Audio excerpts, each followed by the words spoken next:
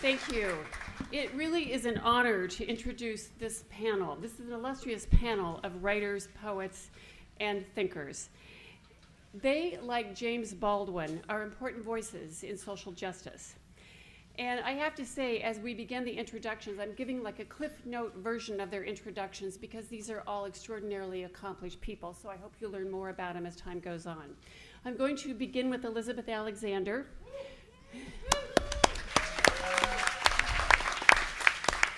Elizabeth is a poet, essayist, playwright, and teacher. She's published 6 books of poems and has been a finalist for the Pulitzer Prize. As many of you may know, in 2009, she composed and delivered Praise Song for the Day for the first inauguration of President Barack Obama. Her poems are included in dozens of collections.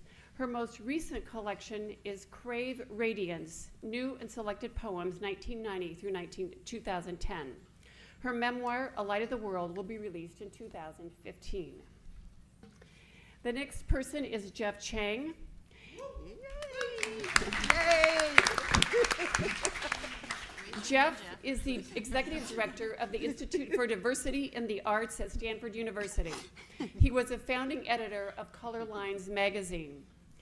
In his seminal book, Can't Stop, Won't Stop, Chang uses hip-hop culture to radically remix the last 25 years of America's political and social history. In his latest book, Who We Be, The Colorization of America, Mr. Chang combines topics from comic strips and contemporary art to Martin Luther King Jr. and Trayvon Martin into a powerful cultural history of the idea of racial progress.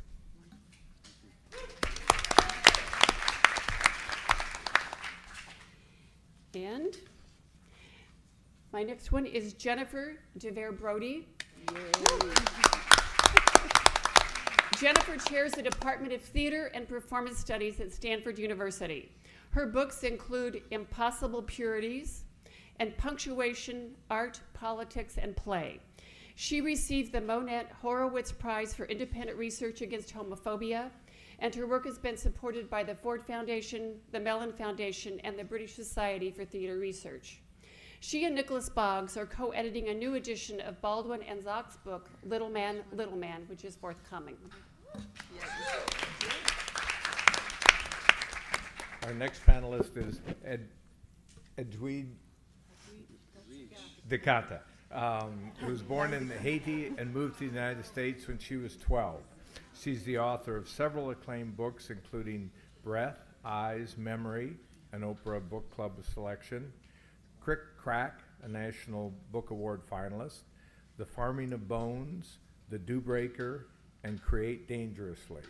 Her memoir, Brother, I'm Dying, was a 2007 finalist for the National Book Award and a 2008 winner of the National Book Critics Circle Award for autobiography. Her most recent book is Claire of the Sea Light.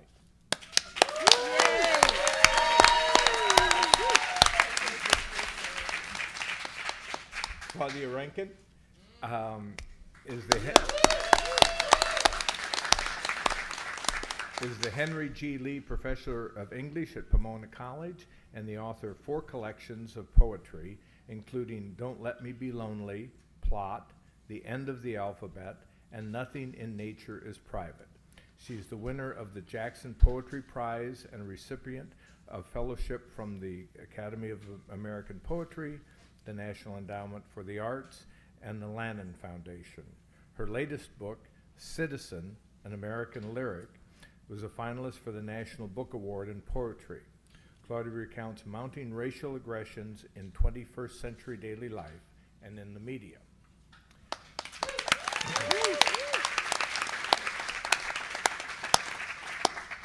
And our last panelist, Azar Nafisi, is the New York Times bestselling author of Reading Lolita in Tehran and Things I've Been Silent About, Memories of Prodigal Daughter. 10 years ago, Azir electrified readers with Reading Lolita in Tehran, which told the story of how, against a backdrop of morality squads and executions, she taught The Great Gatsby and other classics to her eager students in Iran. In this exhilarating follow-up, she's written an original tribute to the vital importance of fiction in a democratic society.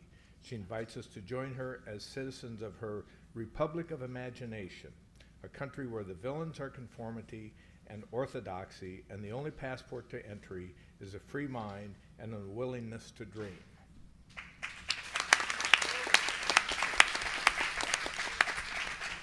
Claudette and I spend most of our year in France, and every literary event we attend is really infused with the essence of James Baldwin. His name comes up frequently. The anecdote we enjoy most about him was during a BBC interview, the interviewer asked him, when you were starting out as a writer, you were poor, you were black, you were homosexual, you must have thought, how disadvantaged could I be? Actually, Baldwin replied, I thought I'd hit the jackpot.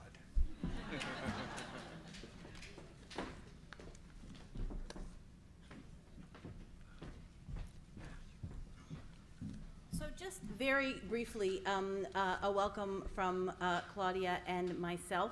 Together with Tom Healy, we brought together this amazing, amazing group of writer thinkers to talk about Baldwin from a number of different angles, which I think is very apt because Baldwin himself wrote from so many different angles. A polymath who was a novelist, short story writer, children's author, essayist, playwright, poet, journalist, and perhaps most importantly, a public intellectual who regularly uttered truth to power in some of the most elegant, powerful spoken English you will ever have the privilege of hearing. And so I think we all find ourselves wondering how he would speak to the issues of today as we continue to navigate the rocky road toward justice. So the order in which people are going to speak, and we're going to be in and out with a powerful salvo that gives us all something to talk about together, is Azar Nafisi will open us up, Jeff Chang, I'll return, Jennifer DeVere Brody, Edwidge Danticat, and Claudia Rankine. So welcome from all of us.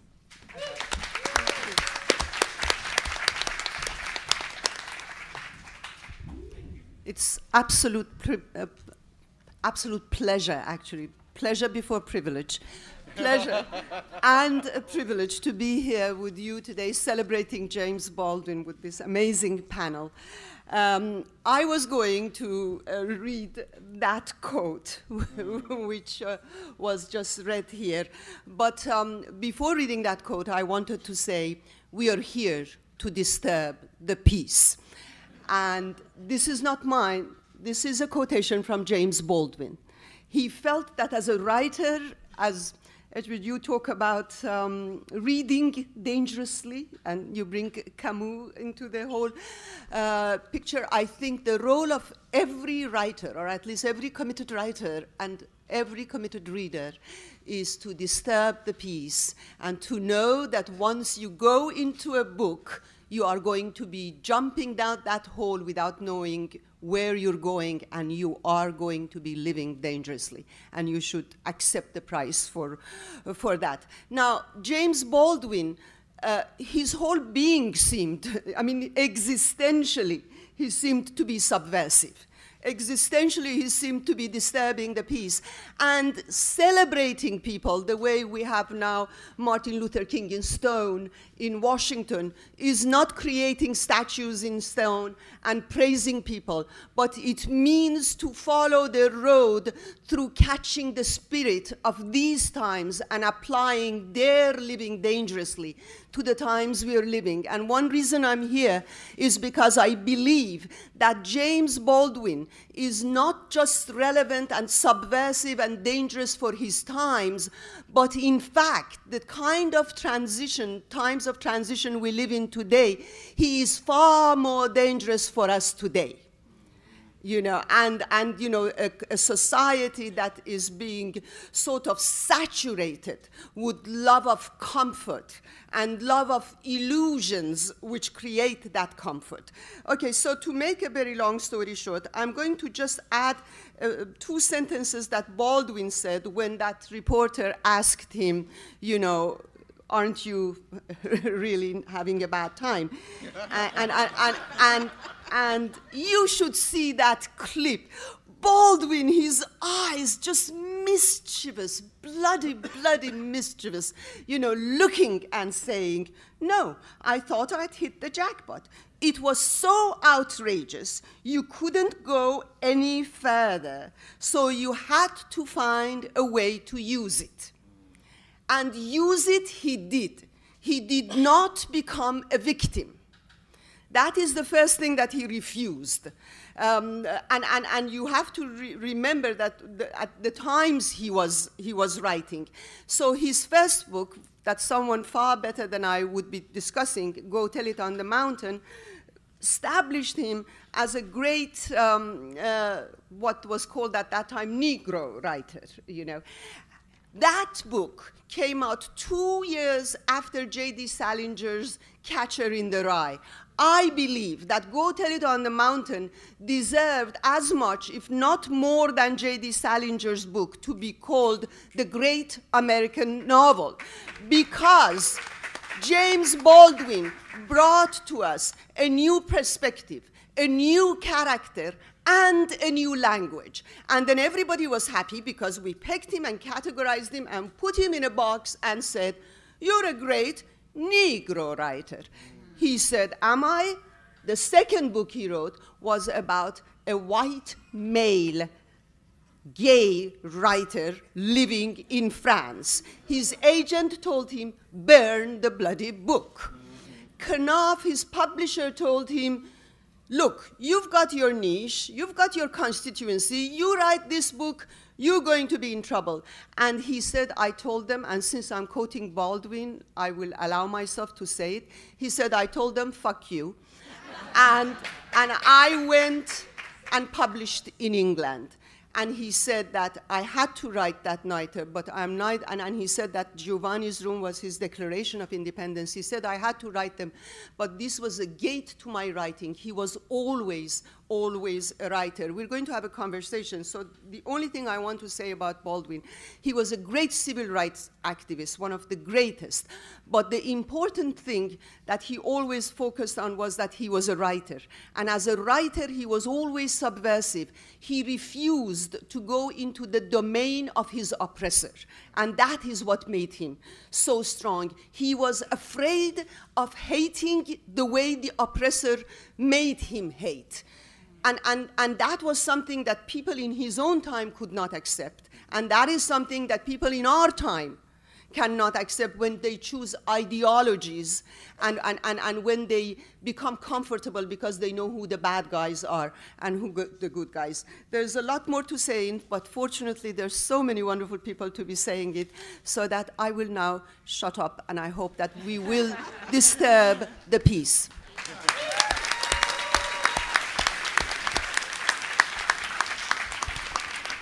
Oh, Azar, please never, ever, ever shut up. Please, please don't.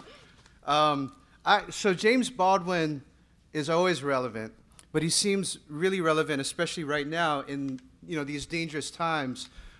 He was in San Francisco in the mid-'60s having a discussion with some despairing young black youths, and one of them said, I can't even imagine a Negro president because we can't even get jobs. And Baldwin said, we will have a Negro president, but it will not be in the country that you're living in right now. And through his writings and in his work, he began to wonder what that country might look like. And now we know, right? But during these Obama years, a time that a lot of folks hoped maybe a little bit too enthusiastically would be a time of racial peace and reconciliation, it's been a time instead of these resurgent culture wars. So, a couple of days ago, he issues executive orders around immigration, and now we're seeing the return of a lot of anti-immigrant hostilities. And of course, we're also sitting here, all of us, I think, on the edge of our seats, awaiting the grand jury decision in Ferguson on whether or not to indict Darren Wilson in the killing of Michael Brown. And what we've seen is Governor Jay Nixon there doing a preemptive state of emergency, as if to suggest already the expectation of injustice and to give state backing, right, to fear of black protests, justified black protests. And so we're living in this very dangerous time, and I think that Baldwin would have been very excited actually about the paradoxes of now. I just put out this book. It's a new book on race, the debates over multiculturalism, visual culture, and the role of artists actually in helping us imagine new visions for our communities. And I don't say that to plug it, although it is on sale outside. But to say this, that I've been going around the country over the last month, right? And I've been finding myself confronted with a really weird question. At least for me, it's a really weird question. I usually open my talks by talking about 2042, right? The year that it all goes to hell, right? The year that the US becomes a quote-unquote majority minority. And what does that even mean? If we become a majority minority, then it means that we all have to figure out as majorities how to create a majority.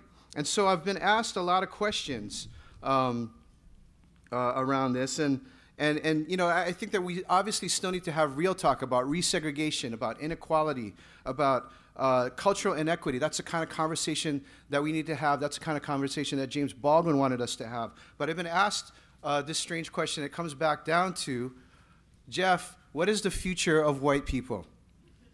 And I go, I don't know. I mean, maybe ask some white folks or something. I don't know. But it's drawn me back to Baldwin because he had a lot to say about this. And so what I wanted to do is to drop a couple of jewels from Baldwin. And there's so many we could speak for days.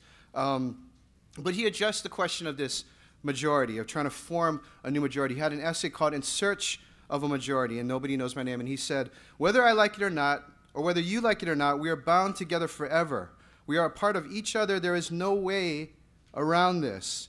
I am suggesting that these walls, these artificial walls, which have been used, or which have been up so long to protect us from something we fear, must come down. I think that what we really need to have to do is to create a country in which there are no minorities for the first time in the history of the world. And 50 years ago, of course, Baldwin published a play called Blues for Mr. Charlie that seems really relevant now, in which he explores the difficulties of that very task. And he sets this in a small southern town, a small segregated southern town, in which a white shopkeeper kills a young black boy, right, who is sort of a proto-Black Power bohemian, but he's also the son of a local preacher, Meridian Henry. And the main white character is a local newspaper man, Parnell James, who's a liberal and he's struggling to do the right thing. So I wanted to read a little bit of this. Parnell, Meridian, give me credit for knowing you're in pain. We are two men, two friends, in spite of all that could divide us. We've come too far together. There is too much at stake for you to become black now, for me to become white. Don't accuse me. Don't accuse me. I didn't do it. Meridian, so is my son, innocent. Parnell, when I asked for mercy a moment ago, I meant please try to understand that it is not so easy to leap over fences, to give things up, all right? To surrender privilege. But if you were among the privileged, you would know what I mean. It's not a matter of trying to hold on. The things, the privilege are part of you, are who you are. It's in the gut. Meridian, then what's the point of this struggle? Where's the hope? If Mr. Charlie can't change, Parnell, who's Mr. Charlie? Meridian, you're Mr. Charlie. All white men are Mr. Charlie. Parnell, we must forget about all of that past injustice. We have to start from scratch, or do our best to start from scratch. It isn't about vengeance, after all, is it? Meridian, I don't want vengeance. I don't want to be paid back any way I couldn't be. I just want Lyle to be made to know that what he did was evil. I just want this town to be forced to face the evil that it countenances and to turn from evil and do good. That's why I've stayed in this town so long. So here Baldwin, right, is calling the question on racial innocence and racial guilt. He's asking, who's holding on to innocence? Who's holding on to guilt? What do we have to give up in order to move forward? What's the place of rage and redemption? And I could go on all afternoon, but I want to kind of wrap up here with such... I could go on with all these brilliant examples, but I want to end a little bit by talking about Baldwin and his artistic process, because he reflected a lot on his life as an artist, and he saw that process as being able to open up new ways that we could live together. And so we go back to the climax of the best known of his stories, Sonny's Blues, and the awakening that Sonny's brother feels when he listens to Sonny playing the piano with his jazz group. And you'll hear in this, of course, references to the poetry of Whitman and to the poetry of gospel spirituals. He says, Sonny's fingers filled the air with life, his life. but that life contains so many others. And Sonny went all the way back. He began with the spare flat statement of the opening phrase of the song. Then he began to make it his. It was very beautiful because it wasn't hurried, and it was no longer a lament. I seem to hear, with what burning he had made it his, with what burning we had yet to make it ours, how we could cease lamenting. Freedom lurked all around us, and I understood at last that he could help us to be free if we would listen, that he would never be free until we did. Baldwin saw his role as extending freedom through his commitment to exploring and telling the struggle. And this was the highest calling of the artist. It was a process available, though, to each and every American, this sort of faith, this way of faith, and to each and every person. So I want to close here with the words he gave in a speech in 1963, the year of the year on Washington, the year that was a lot like 2008, so torn with pain and so full of hope. The speech is called The Artist's Struggle for Integrity, and he begins by telling artists that they have to start with their own struggle, their own trauma, and the pain that causes them to do their work. And he says, you survive this. You survive this pain, and in some terrible way, which I suppose no one can ever describe, you are compelled, you are corralled, you are bullwhipped into dealing with whatever it is that hurts you. And what's crucial here is that if it hurts you, that's not what's important. Everybody's hurt. What is important, what corrals you, what bullwhips you, what drives you, torments you, is that you must find some way of using this to connect you with everyone else alive. This is all you have to do it with. You must understand that your pain is trivial except insofar as you can use it to connect with other people's pain. And insofar as you can do that with your pain, you can be released from it. And then hopefully it works the other way around too. Insofar as I can tell you what it is to suffer, perhaps I can help you to suffer less.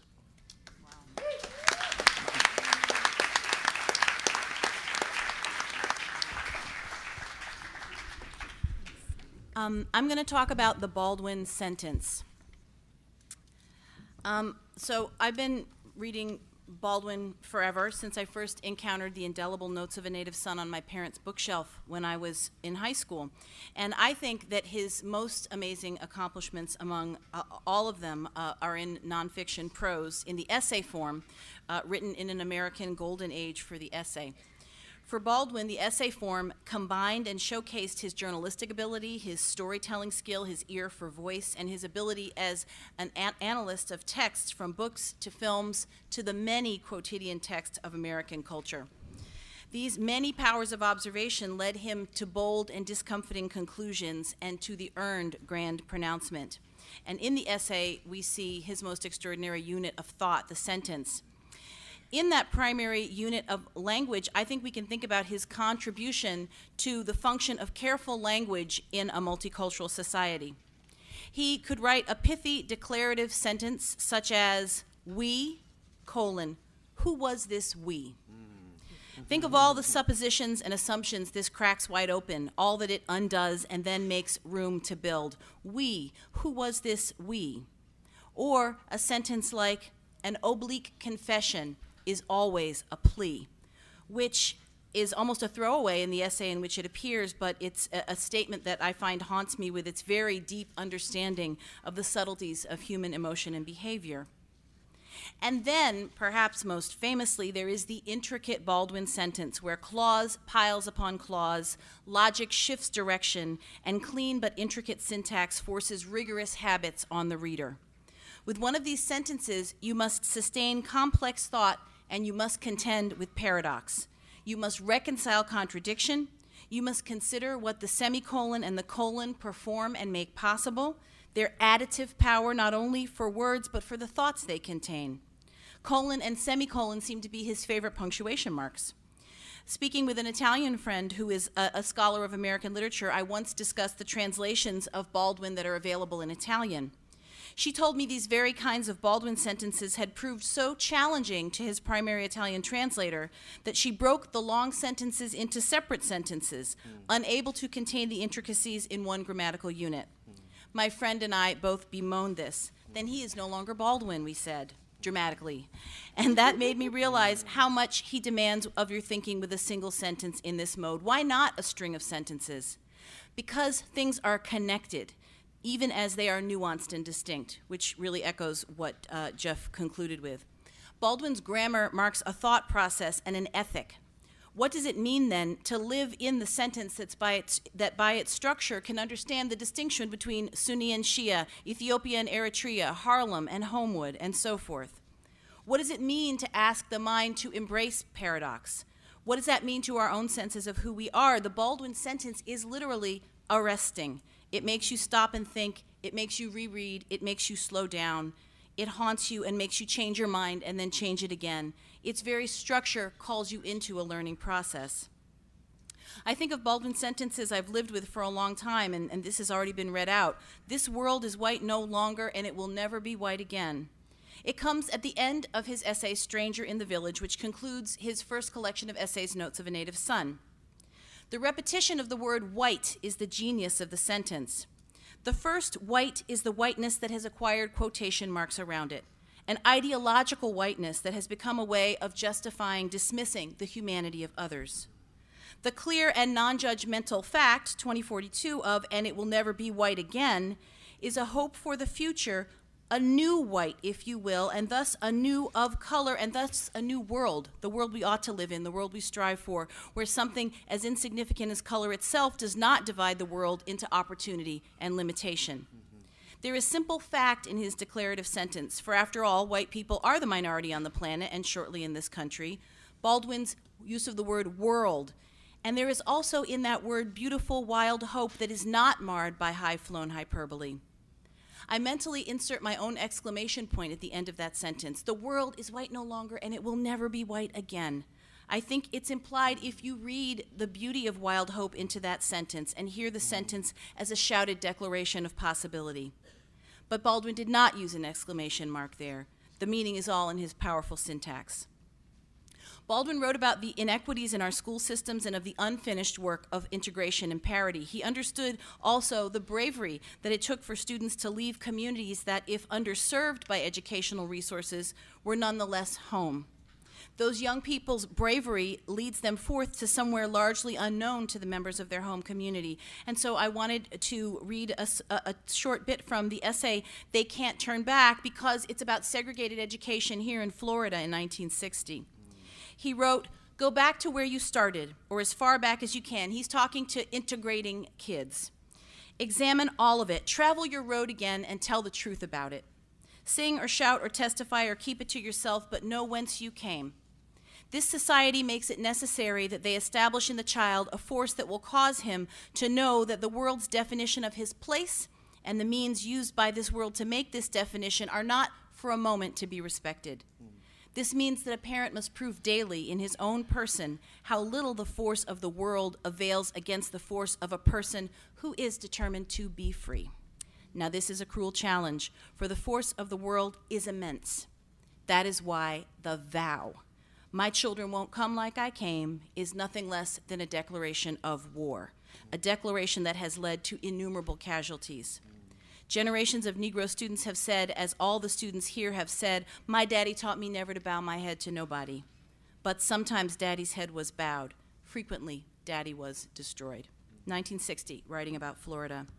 Note how the shifting sentences have made the daddy, by the end of the paragraph, possessed both by the children Baldwin speaks of and Baldwin himself. He does not say their daddy or your daddy. He marks himself present within the familial systems of the paragraph and thus brings his readers and listeners into that communal circle along with him.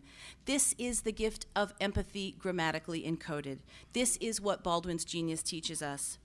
And the beginning of the paragraph, "Sing or shout or testify or keep it to yourself, but know whence you came," is one of those sentences I've been talking about that recognizes a whole range of legitimate responses to the stresses and excitements of moving to a different place in life, but remembering that each of us has a song to sing that originates where we did, even as we move through its life and its many stations. One important early friendship of Baldwin's was with the painter Buford Delaney.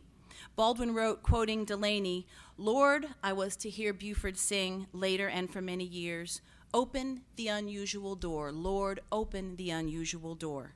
Go where you do not know, intellectually, emotionally, and literally. Be uncomfortable in order to live fully. Embrace the unknown other.'"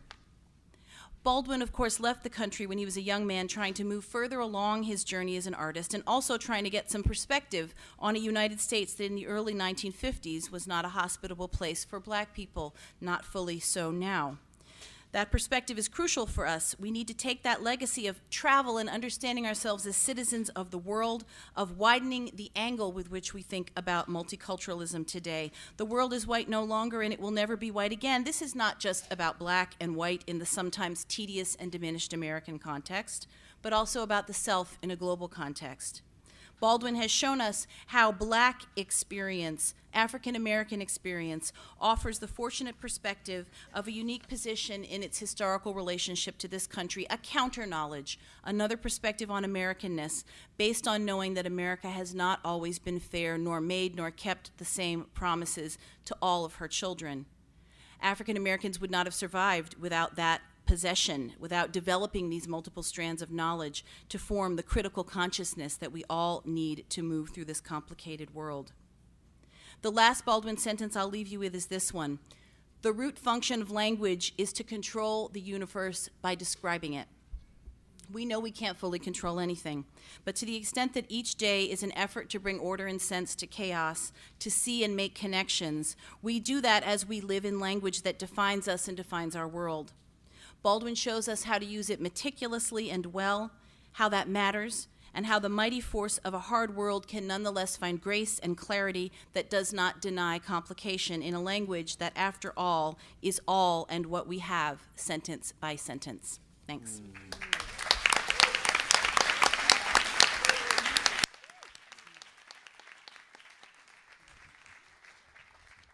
Good afternoon, everyone. I want to thank Elizabeth and Claudia and Tom and all of everyone at the Miami Book Fair who's done so much to bring us together this afternoon. It's thrilling to be here to honor Baldwin and certainly to sit on this panel. I have some images that I hope will be available on the screen as I talk about James Baldwin and the conundrum of color.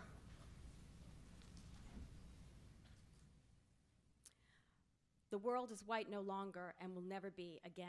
You see the color of that print change. And I've added the exclamation point just for Elizabeth because I did write a book about punctuation.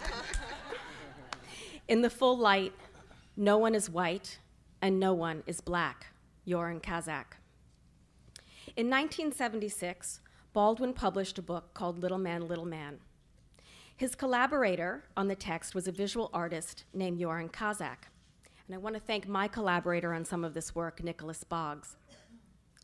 Little Man is an experimental illustrated book that exhibits aspects of Baldwin's ideas on what he called the conundrum of color. Ostensibly written as a children's book for Baldwin's nephew and niece, the book was subtitled A Story of Childhood. The back jacket, however, billed the book as, quote, a children's story for adults, an adult story for children. When Julius Lester reviewed it for the children's book section of the New York Times, he wrote that the book lacked intensity and focus. The trope of lacking focus viewed from another perspective, however, is the way that I choose to think about the book's success. In other words, the aesthetic choice to use watercolors and soft shifting lines mimicked the complicated politics of color that Baldwin and Kazak, a black man and a white man who were also lovers, desired to impart to their readers. Literally, its lack of focus is part of its value as well as its charm.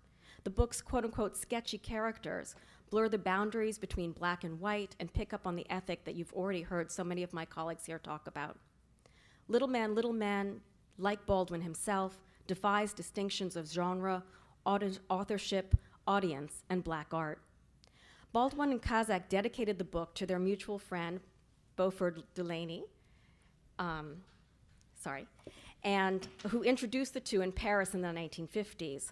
Baldwin learned to, quote unquote, see differently from both of these painters. And you've just heard a wonderful paper about the sentence and many of Baldwin's words in his plays from Jeff and his interviews. And today I'm going to talk a little bit about his use of illustration, because this was his only illustrated book that he wrote with Kazak.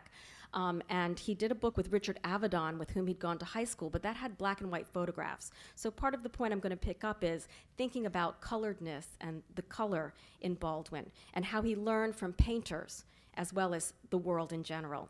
So unlike that collaboration, here we have watercolor. Kazak based his illustrations on unorthodox sources, namely conversations with Baldwin, a few photographs of Baldwin's family, and a compendium of the Black Book, edited in 1974 by Langston Hughes and Toni Morrison.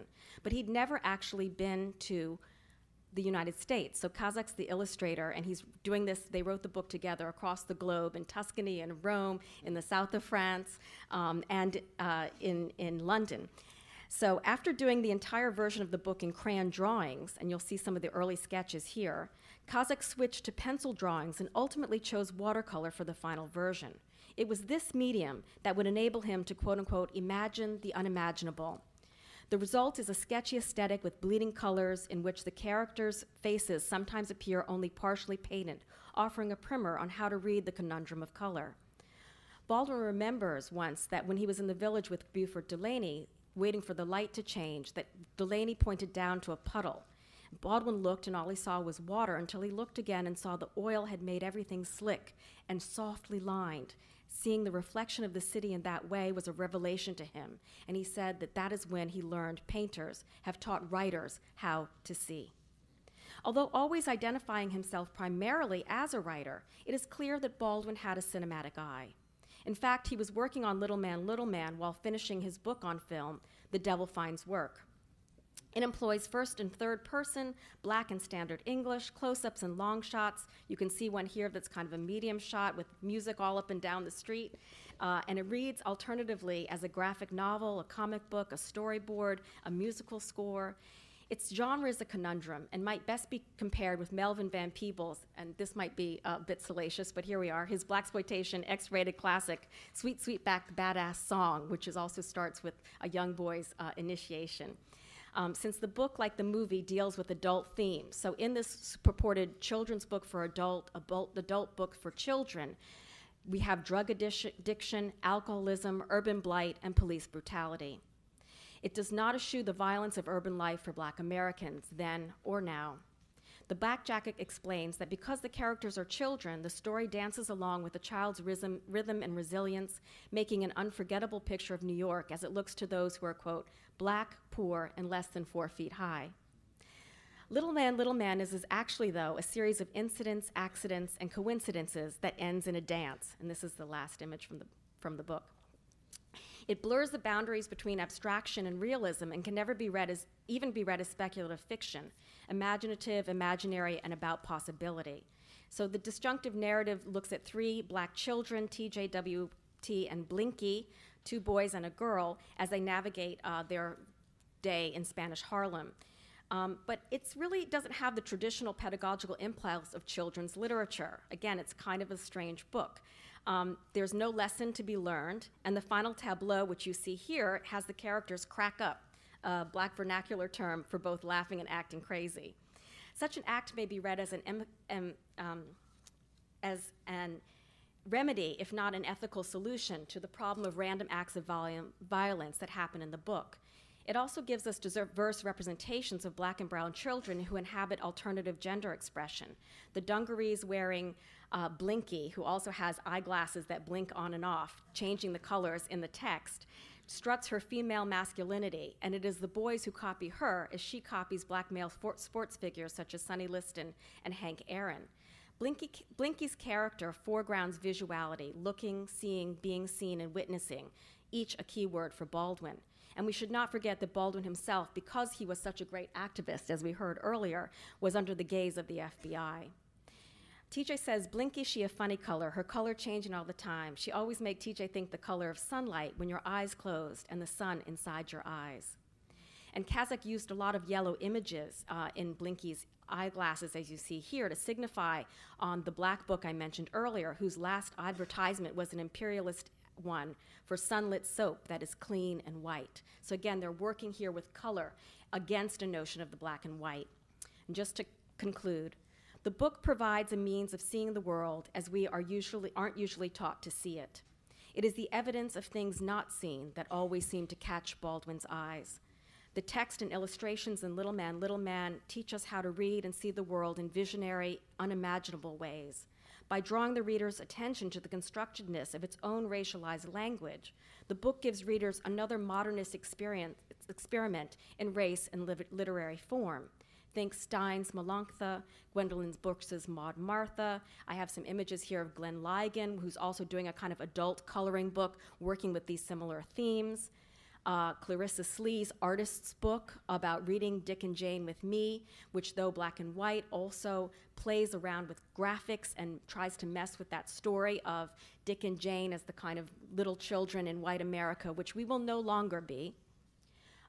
Jacqueline Woodson's wonderful work, Autobiography of a Family Photograph, and her new book that just won the National Book Award, Brown Girl Dreaming. All of these images allow us, like Little Man, to move past the realism of race without forgetting color in order to find a language and pictures that race does not name in black and white. Little Man negotiates the space between birthright and inheritance and illustrates the conundrum of color that complicates and connects us all. Thank you.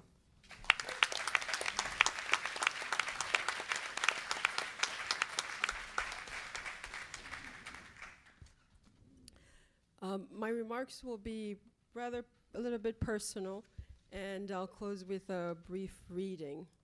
I call this Standing in the Need of Baldwin. Elizabeth talked about the Baldwin sentence. I want to propose James Baldwin as a fiction writer, or this fiction writer's mentor and mirror. When I was in high school, I was one of those nerdy kids who assigned myself summer reading. and I would assign myself a writer's entire oeuvre, starting with the first book to the most up-to-date book. And I read Maya Angelou that way, I read Toni Morrison that way, Alice Walker, and I read James Baldwin that way. And my Baldwin summer started with Go Tell It on the Mountain. And I went through the nonfiction, I went through the plays, and I went back to Go Tell It on the Mountain. And I think because there was so much of myself in it that I was shocked. John Grimes in the book goes to a church called Church of the Fire Baptized. I was going to a church called the Evangelical Crusade of Fishers of Men. His dad was the head deacon at the church. My dad was the head deacon at my church. My dad was my real dad, and he wasn't that mean. But James Baldwin, as Flaubert says, Madame Bovary c'est moi, John Grimes c'était moi. And right down to the saint story on his birthday, where John Grimes is afraid to go to the movies because he's afraid he'll run into the saints. My brothers and I used to go to the city to the movies, so we wouldn't run into the saints, but we would still run into them. And it was so much a part of me that I remember I was on a trip with my new husband in Jamaica one time, and we had just wandered off course into a bar, which we discovered was a brothel. So I said to my husband, the saints will see me here. I said, if they're in here, they're not that saintly. So the saints are only part of the pull and tug of the church and Baldwin's presentation of religion, which is extraordinarily complicated in both his fiction and nonfiction. So I want to invite you to come to church with me, and with Florence, John Grimes' aunt, and Gabriel, the deacon's sister. And she had left the church behind for many years, but returns to this church in this moment as she's dying. And it's one of my favorite passages, and I wanted to share it with you. And in terms of James Baldwin, the musicality of Baldwin's fiction, the beauty of the prose. So I want to offer you James Baldwin as musical fiction writers in this chapter that's, this excerpt from this chapter called Florence's Prayer. Light and life to all he brings, risen with healing in his wings. Florence raised her voice in the only song she could remember that her mother used to sing. It's me, it's me, it's me, oh Lord, standing in the need of prayer.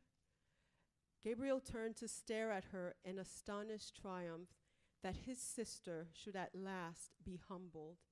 She did not look at him. Her thoughts were all on God. After a moment, the piano and the church joined her. Not my father, not my mother, but it's me, oh Lord, standing in the need of prayer. She knew that Gabriel rejoiced, not that her humility might lead her to grace, but only that some private anguish had brought her low. Her song revealed that she was suffering, and this her brother was glad to see. This had always been her spirit. Nothing had ever changed it. Nothing ever would. For a moment, her pride stood up. The resolution that had brought her to this place faltered, and she felt that if Gabriel was the Lord's anointed, she would rather die and endure hell for eternity than bow before his altar. But she strangled her pride, rising to stand with them in the holy space before the altar and still singing, it's me, oh Lord, standing in the need of prayer. Kneeling as she had not knelt in many years, and in this company before the altar, she gained again from the song the meaning it had held for her mother, and gained a new meaning for herself. As a child, the song had made her see a woman dressed in black, standing in infinite mist alone, waiting for the form of the Son of God to lead her through white fire. This woman now returned to her, more desolate. It was herself. Not knowing where to put her foot, she waited for the mist to be parted so that she might walk in peace. That long road, her life, which she had followed for 60 groaning years, had led her at last to her mother's starting place, the altar of the Lord. For her feet stood on the edge of that river, which her mother, rejoicing, had crossed over. And would the Lord now reach his hand to Florence and heal and save? But going down before the scarlet cloth at the foot of the golden cross, it came to her that she had forgotten how to pray. Around her she heard the saints' voices, a steady charged murmur, with now again the name of Jesus, Jesus, Jesus rising above. Sometimes like the slow rising of the mist from swamp ground. Was this the way to pray? And if you know it, you can join in. It's me, oh Lord, standing in the need of prayer. It's me, oh Lord, standing in the need of prayer.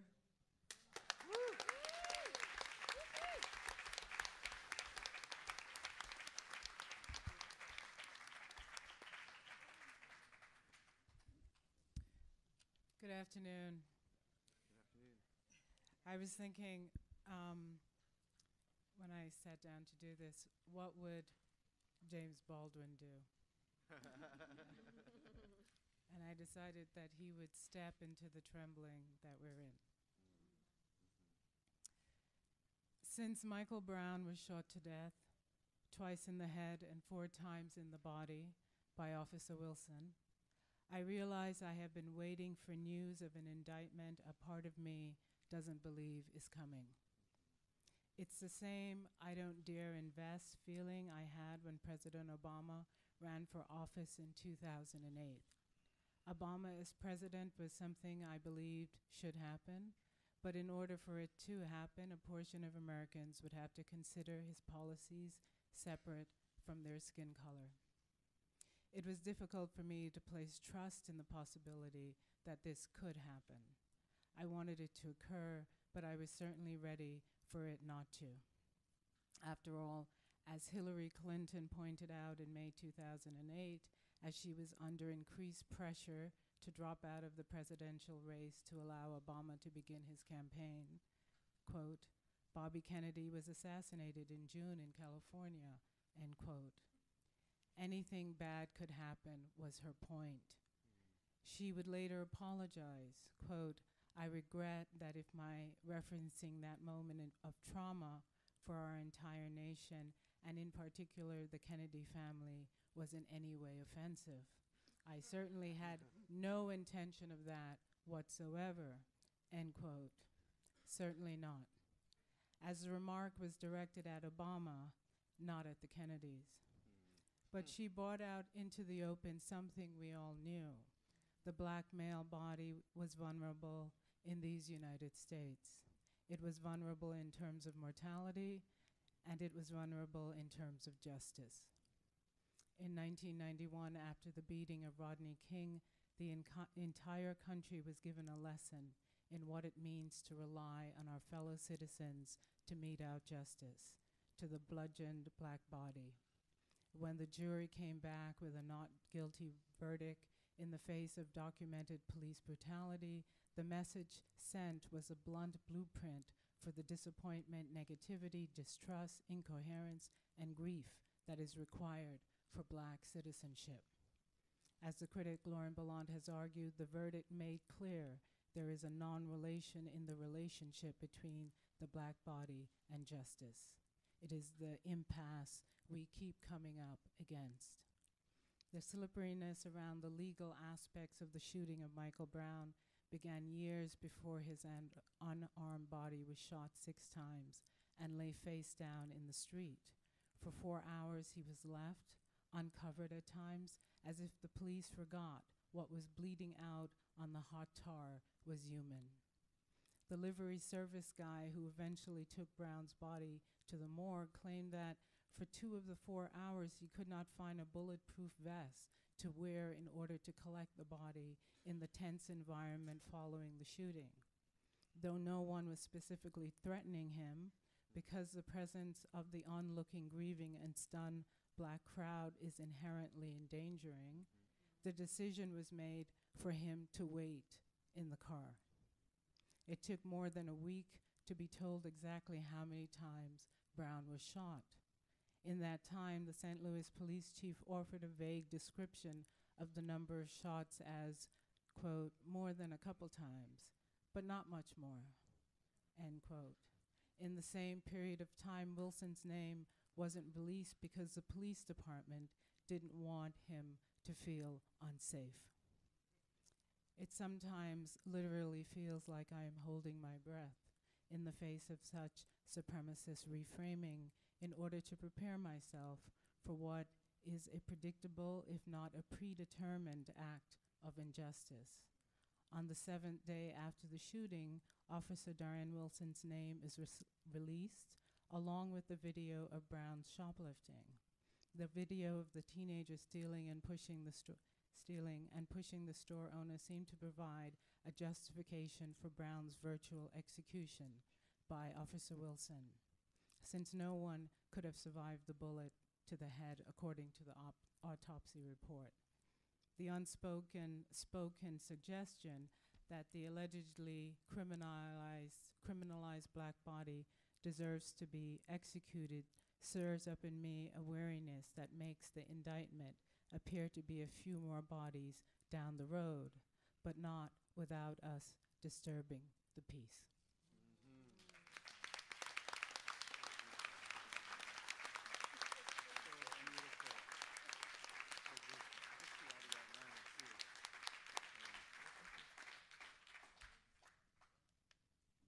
So I think that so much has been said, and we've been listening to each other too. So before we turn to questions, is there anything that anyone wants to say in response to what we've said together up here? I could have listened to you guys forever. I just wanted to say one thing. I wrote the epilogue to my book on Baldwin, and I kept thinking I was not gay, I was not black, and I was not poor. But why was it that this man, I identified with him so absolutely. And why was it that every time I thought of him, he broke my heart, you know? And I think that was what made Baldwin dangerous. And that is what makes race in this country so volatile and so dangerous, because the language he was using was, of course, out of the black experience, out of the gay experience, out of being poor. But the language he spoke was also a universal language. a language that reached across the board, and not just in America, but also the whole world. And he felt that, as you said about the race, as long as you're white, I will be forced to be black. So he refused. He refused the language of the oppressor. He refused the feelings that the oppressor created in him. He said that the hatred that they create in you sits in your lap, you know, and that it's going to destroy you. And he wasn't going to go that. And the last thing I wanted to say, the bravest thing he did, because he was a writer, he did not feel that because he came from a specific place, he should only write based on that specific. He confiscated, he said, King James's Bible, Negro spirituals, James Joyce, Dickens, and Henry James. And I tell you, I think that that is the bravest thing you do. You take that language, he said, because you didn't allow me to have any heritage. You didn't allow me to have a language. You didn't allow me to have a literature. I'm going to take yours and make it mine. And that is why I think the piece that you read so beautifully, and that is why I think that Go Tell It on the Mountain should be really the great American novel, because no one else had done that. He did what Mark Twain did to Huck Finn. He wrote civilization with an S and changed everything. And today, we need to follow his footsteps. We need a new heart, you know, for this country. We need a new vision for this country. We don't need any more ideologies. And I think it should come from our writers. It should come from places like this.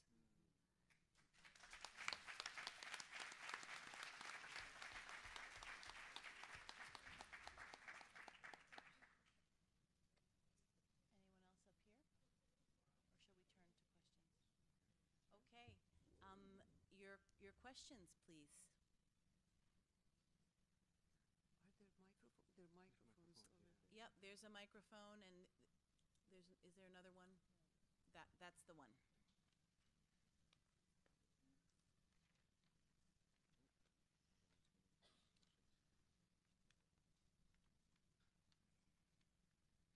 Are people going to ask questions? Well, I wait for someone to come ask a question. Yeah, would you mind going to the mic, sir? The microphone is behind you. It's behind you. Thank you.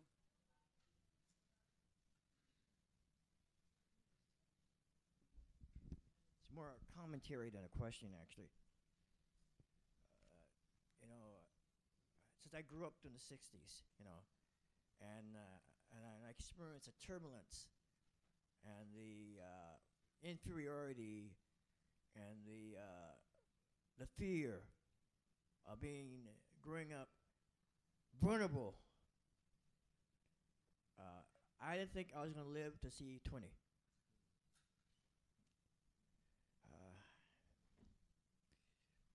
I remember my father. I think of how my father dealt with racism, and so that gave me an idea of how to deal with racism. But actually, it's a form of insanity. It's a form of insanity, you know, and God taught me through James Baldwin how to feel for people suffering in Harlem.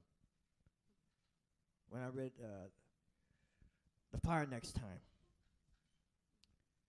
but my life was committed to find a solution, the way to deal with this insanity. You know, when I was about 14 or 15, and I was combing my hair in the bathroom, and this white boy walked up to me and said, "Hey, I didn't know that niggers could comb their hair." I never, but really, it shook me up, because nothing prepared me for anything like that. And then my brother and I were newspaper boys. We went on a trip to a summer camp. They wouldn't serve me and my brother. And I tried to make some sense out of it.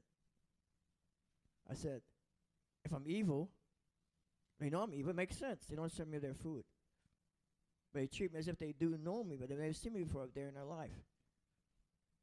Then the Holy Spirit says, right, they don't see you. Oh, this is an idea that they call you. I made a declaration war, not against people. I made a declaration war against the ideology of racism. But I have a strategy. The most white people basically painting black people on a stereotype. Or I would be opposite of the stereotype. I confuse white people and force them to think. Then my brother and I were part of a busing program in Pasadena, California. Preparation for the culture class. I noticed the white teachers were relating to children of color differently than she did the white children. I realized it's a profound ignorance. I try to educate white children about the situation of the black experience, For my brother, the pain was so great.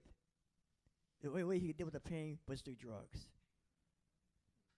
To me, I went closer to God, try to find God, bring God to my life to deal with this insanity, Then, so there's so much pain because also I'm Cherokee as well as Afro-American. So there's pain from my Native American part as well as from my Afro-American part. There's pain that a lot of us feel growing up in this country. It's the only country we know, but we feel like we're always on the outside looking in. And the only country we know about, I was fortunate, but I didn't lose my mind. I was fortunate I didn't have a nervous breakdown because of what I went through, what I experienced, what I saw. When I went to high school, the Klan was 12 miles away in California, not in the South, in California. I watched the way they mistreated my father, all the abuse he went through, and the pain he suffered, the pain he had to digest. All these type of things, But God saved me through introducing me to Dr. Sun Myung Moon. Because Dr. Moon had a vision from God to create a new America without color. The focus was on living for the sake of others. Dr. Moon introduced me to my wife.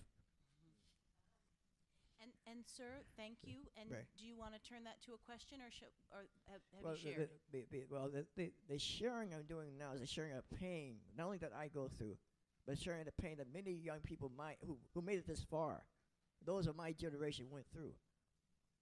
Dealing with the insanity of the society, dealing with the hypocrisy of the society, dealing with manipulation that we have gone through in the society because of the fact of our color.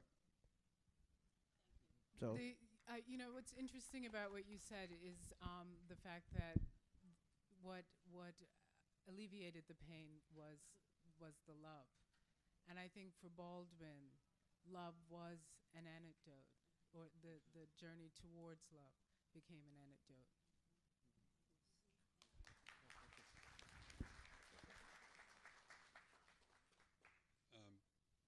I started reading James Baldwin in Australia in the 60s and 70s, and I'm sorry, is that better? Yes. I started reading Baldwin in Australia in the 60s and 70s, and what struck me was the directness of his language. And I was sort of surprised in a way that none of you really commented on that particularly, and I was wondering if you would care to do so. The sentence. Yeah, I mean, what I was hearing from everybody is that are the different ways that his language spoke. I'll just wait till you turn around. Thanks. Yeah, no, that's okay. The different ways and the different places and the different genres and the different registers and the different points on the globe, like yours in Australia, and other points on the globe, and the different situations in life to which his language did reach others. I think that what I find so amazing about Baldwin is that he spoke directly but did not sacrifice complexity. You know, he didn't think that people couldn't hold on to complicated and challenging ideas. And yet his writing was always absolutely clear as water, and he was never trying to obscure in any way, but he also believed that anybody could understand what he was trying to talk about. Maybe just to add on to that, at the end of my paper, I was talking about birthright and inheritance. And those are not, those are sort of everyday words. But what Baldwin did was to put them together in such a way that you could never think about one without the other. And I'll just parse it because I think it speaks to something you were saying earlier, and why he actually didn't want a color-free or a colorless world. So birthright is the right of every human individual to claim an identity that is universal. And inheritance is that thing that is particular. The fact that, I'm black, I come from a particular lineage, right? That's particularity. It's his way of parsing the universal and the particular. And rather than seeing them as separate, he understood that one cannot claim one's birthright, one's inheritance to the entire world, one's view of the entire without claiming your inheritance. So you can never separate them, which is to say, he's trying to deal then with the contradiction that to be black and human is in fact not a contradiction. And that's how he understood the way in which you were a black person, but you weren't black, I think as you said, this gentleman had stood up earlier, in a way that the white people saw you, or saw us, but we were black on our own human terms, and yet still black. Yeah? Hi. So you mentioned that you felt that Go Tell It on the Mountain should be considered the great American novel, and we see often with literature by othered writers, it becomes the great gay American novel or the great woman novel, and you use the example of Knopf, saying we can't publish this book because of this. What I was wondering is, when you drawing from your shared knowledge of Baldwin, what worries me is that it seems that the publishing industry is still having obviously a lot of these same, we can call them many things, but let's say tendencies. And so, if we are cultivating, the new Baldwins, the new Audre Lordes, the new, what has to change to make sure that when these voices appear, and I think they exist now, as they always will, that they're heard, that they get the platform, that Baldwin still in some ways is denied. I think that we as readers should start refusing to do what Baldwin called peg us in, categorize us, because categorization makes you so comfortable. I remember when I first returned to America, everyone told me you're a woman and you come from an Islamic society, so you've got it made. You can go into the department, Islamic studies and women's studies. I said, you go into women's studies and Islamic studies. I want to talk about dead white males. Because the whole idea of literature, as you were mentioning, is the other, not the way that academia has formulated the other. That word has become so stained and lifeless in their hands, but genuinely the other, to put yourself even in the experience of your enemy. That is the whole democracy of the novel. And I even would negate myself by saying that he should be the great American novelist. He's just a great writer. You don't call Shakespeare the great British writer. You don't call Molière the great French writer, although without having that particularity, they cannot become universal.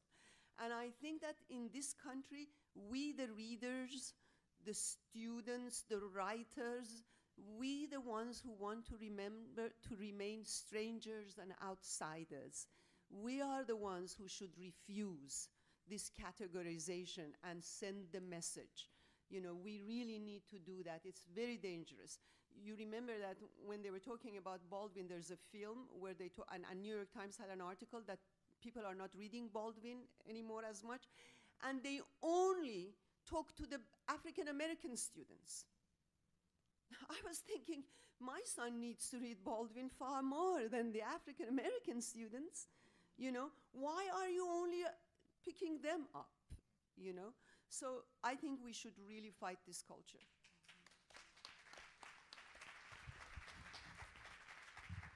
And the only thing I'd add to that is just that structurally, and all of us could probably tell you a host of horror stories about it, but the publishing industry is no more diverse than it was in 1965. And I'll just drop the mic there. Hi. I just want to say that I got a lot out of this discussion, so thank you so much. I had kind of a loaded question, so I don't know if you can address the whole thing, but we're studying just the issues with homophobia in this country in one of my classes, and I wanted to know, how would you say, maybe from Baldwin's perspective, how would you address this issue? Well, I'm black and gay, although I wasn't poor. And I've been teaching a seminar on James Baldwin since he died in 1987. And, you know, Baldwin himself, one of the things he said, he talked about the myriad meanings of love. And he said, I've loved a few women and I've loved a few men. And the miracle is they've loved me back.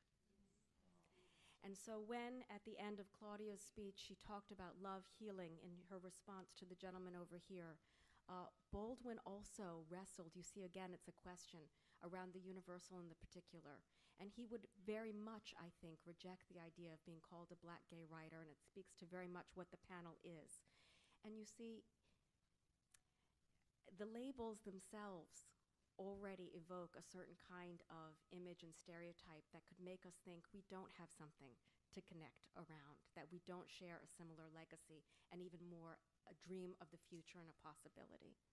So while, you know, certain people make a claim on Baldwin, he is that one who makes us rethink the easy stereotypes and simple sentences, though he wrote them himself, that in fact betray a much more complex answer. Thank you. Do we have to? I'm a teacher, and I tend to agree with the New York Times article that Baldwin is falling out of the high school classroom for some of the very reasons you talk about. His ability to be in paradox, to be extremely complex and nuanced. We have lost in at least a Florida that's very polarized. So my question is, how do you teach Baldwin to Republican children?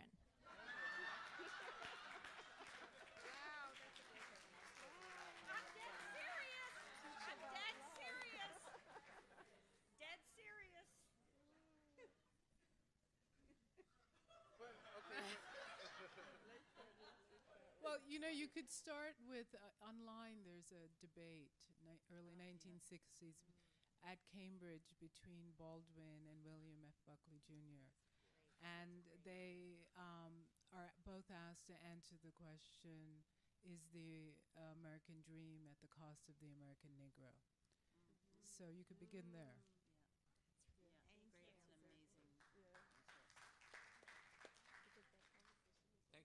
Thank you guys so much for the panel. I think it was amazing, and just hearing all the differences of your responses. So my question, I was just kind of thinking about what you said, Elizabeth, where, you know, in order for Baldwin, at the end of the essay, I forget which one it was, where you said where in order for a kind of, that there has to be a new white consciousness, and it's not just a matter of writers of color doing all of the dealing with the racial imaginary in this country, but it's also writers of all different identities that have to kind of take up that aspect. And I've been teaching Citizen all semester to my students at Rutgers. It's a very diverse student body. I have African American students, I have Indian students, I have Asian American students, and they've all kind of, and I have a lot of white students.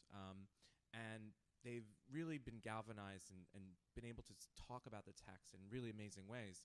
But inevitably, a lot of the students who have dealt with and been forced to deal with what you talked about last week, Claudia, in one of your talks, is the racial imaginary. they're much more quick and comfortable to participate in that dialogue and to share their experience. And I see a certain reticence and hesitation among some of my white students, not all of them, but some of them, who feel like it might not be their place to be engaging in that dialogue. Maybe they come from a place of ignorance or privilege, or maybe they come from a place of shame about that. And I certainly identify with those feelings, to be very honest. And reading through Citizen was an experience of realizing how much I have still really not thought and processed race in a very serious way as a writer, and feeling kind of like not up to snuff about that. But so my question was, for those on the panel who are teachers, how do you go about connecting with your white students who might feel uncertain what their place is in handling as writers the racial imaginary? And I think it's something I'm still trying to wrestle out and think out, and obviously share text, but it seems like it's something I want to encourage, but I don't know if there's that many examples. Yeah, okay. Oh, go ahead. I just have a quick thing, and then Yeah. I mean, one thing that I do in my classroom is interrogate two terms. One of them is universality, and the other one is transcendence. So you could start with that. Yeah, and I think, and this answer is not flip at all. I mean, I think what you do is you teach. You do what you're trained to do. You teach. You do what you're trained to do with text. You take them apart. No one gets a pass. Answer the question. You're in my class. You know, I mean, like, you make people do the work, and you never let up from making people do the work. And if there are things that you, as a teacher coming from X perspective, as I, as a teacher coming from Y perspective, need to work on, then you work on those things to be a better teacher and a better human being, in the way that art can help challenge us to be better human beings. You do the work, you do it for the rest of your life. That's what you do. That's what it means to be committed to justice. That's what it means to believe that the word matters. That's what it means to believe that the word is that which human beings have to give to each other to reach across the voids that are between us. It's that serious. It's every day. It's what it is to be, you know, and we are so privileged to be able to do it with literature. So privileged to be able to go to these amazing books. I mean, you know, we met at that reading of Claudia's, and I had my students with me too, to share this extraordinary book, Citizen, that I had spent so much time with, and then to see, well, what did these people have to say about it? So, I mean, I think the work is the work is the work is the work. Yeah. Thank you. So one of the factoids that always pops back up for me is there was a huge Vanderbilt study, social psychology study, that came out about 6 years ago, I want to say, something like that. They looked at 19,000 sets of parents and asked them, do you talk about race with your young children? And 75% of white parents did not, or had not. And parents of kids of color, you know, mixed race kids as well, 2 to 5 times much more likely to talk about race. And that goes to the question, I think, that the previous person had asked. Like, this is the long-term, because colorblindness needs to get recreated in every generation. It needs to be reproduced in every generation. And the long-term aspect and effect of not studying Baldwin in high schools or that kind of thing is that nobody has any kind of language to be able to talk. And so sometimes it's to understand that the students may actually need to be listening. You know, the silence might actually be the most important thing there. And also at the same time to recognize that there's an easy sort of escape hatch there that they can use, which is like, oh, that's diversity, that's that unit. So the diversity unit is about them. So I'm just going to lay back and not actually participate and kind of put my mask on and pretend that I'm listening. You know what I mean? So the engagement piece, I think, is always crucial. And I think that's going back to what Baldwin was saying as well, you know, is that in order for privilege to be unpacked, people have to recognize and be brought up to the brink of that privilege. And so literature obviously is probably one of the best ways to do it. But I can tell you the other thing about it is that a way to get a room full of white folks talking too is also to talk about how difficult it is to have the race conversation. And then people will be like, yes, it's really, really difficult. And then you actually have this conversation about how difficult it is to have the race conversation, which is very meta, but it's where we're at right now in this conversation. So, yeah. So that, I believe, is our last word. Yes.